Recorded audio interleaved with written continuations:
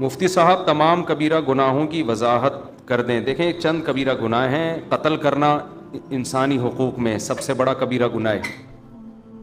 نماز جان کر قضا کر دینا سب سے بڑا کبیرہ گناہ اسلام لانے کے بعد. اس کو ہم لوگ بہت ہلکا سمجھتے ہیں. اسلام میں خوب سمجھ لو, جان کر نماز قضا کرنے سے بڑا گناہ کوئی بھی نہیں ہے. خوب سمجھ لیں یہ. امام احمد ابن حنبل کے نزدیک انسان اسلام سے ہی نکل جاتا ہے. اس کو ہلکا نہ سمجھیں. زمین آسمان ادھر سے ادھر ہو جائے, نماز قضا نہیں ہونی. جنگ کی حالت میں اللہ نے اجازت نہیں دی ہے نماز قضا کرنے کی, میدان جنگ میں, تو پھر کہاں اجازت ہوگی.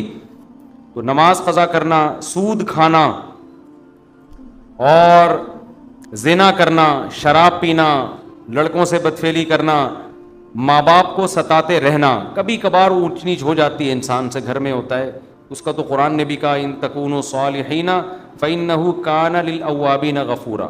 کبھی ماں باپ سے اونچ نیچ ہو جائے توبہ استغفار کرو, اللہ معاف کر دے گا. تو وہ تو ہر گھر میں ہی ہوتی ہے, لیکن ان کو مستقل ٹارچر کرتے رہنا یہ بھی کس میں داخل ہے, کبیرہ گناہ میں. رشتہ داری توڑنا, خونی رشتوں کو, چچا ماموں خالہ پھوپھی بہن بھائی, یہ بہت قریبی رشتے ہیں, ان میں توڑ پیدا کرنے کی کوشش کرنا یہ صغیرہ گناہ نہیں ہے. اگر آپ کی ایک سال بھائی سے بات چیت ہی نہیں ہوتی, بہن سے بات چیت ہی نہیں ہوتی, قطع تعلق کیا ہوا ہے, تو حدیث میں تو آتا ہے رشتہ داری توڑنے والا جنت میں داخل نہیں ہوگا. یہ بہت خطرناک ہے, اس کو کسی طرح سے جوڑ کی کوشش میں لگ جایا کرو. اور بد نظری کبھی کبھار ہو جائے تو صغیرہ گناہ ہے, بار بار کرتے رہو گے تو وہ بھی کبیرہ میں داخل ہے. آج کل ایک حیا کے خلاف مسئلہ ہینڈ پریکٹس کی عادت لڑکوں کو پڑ گئی ہے, کبھی کبھار ہو جائے تو صغیرہ میں داخل ہے. لیکن یہ کام کبھی کبھار نہیں ہوتا, جو کرتا ہے وہ کنٹینیو کرتا رہتا ہے, تو وہ بھی پھر کبیرہ میں داخل ہو جائے گا. تو اس طرح کے ہیں, جھوٹ بولنا, چھوٹے موٹے جھوٹ, ادھر کی ادھر چھوٹی موٹی ٹوپیاں لوگ کرا دیتے ہیں, کبھی کبھار ہلکا پھلکا جس سے کوئی نقصان بھی نہیں ہو رہا کسی کو بڑا, تو یہ صغیرہ میں داخل ہے. اور پوری آپ نے پگڑیاں لا کے پہنانا شروع کر دی, ٹھیک ہے نا, اس جھوٹ کی بیس پر لوگوں کی عزتیں اچھل رہی ہیں اور حق اور باطل میں خلط ملط ہو رہا ہے, تو یہ کس میں داخل ہوگا, کبیرہ گناہ میں. تو قرآن کہتا ہے ان تجتنبوا کبائر ما تنہون عنہ نکفر عنکم سیئاتکم, اگر تم کبیرہ گناہوں سے بچو گے ہم چھوٹی موٹی خطائیں معاف کر دیں گے.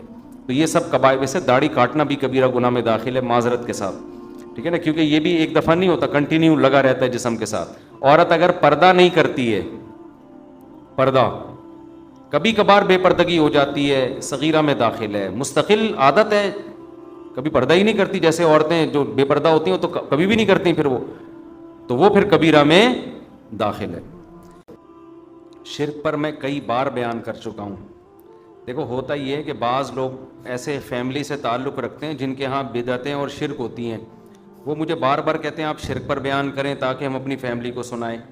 اب دیکھو یہ تو آپ کا مسئلہ ہے نا, باقی جتنے لوگ آ رہے ہیں سب کا مسئلہ تو شرک نہیں ہے نا, وہ توحید پرست لوگوں سے ہوتے ہیں, تو ان کا بھی رعایت کرنی پڑتی ہے نا.